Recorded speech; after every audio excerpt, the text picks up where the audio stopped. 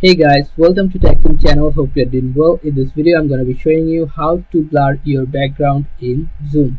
So in this case, open your Zoom application and you'll find here start.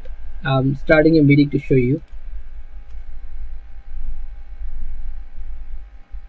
Okay, my meeting has started. Now you can see here my camera is off. Okay, so beside the camera, you'll find here a arrow sign. You can see here, right?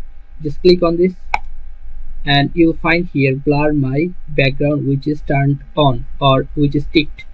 So make sure it is ticked if you want to blur your background. So if you don't want to blur your background, just click on untick and it will be seen like this. Then if I click on blur my background, you can see here background is blurred, even also me, because my room is dark right now. Okay, in normal case you everyone can see you, but your background will be blurred.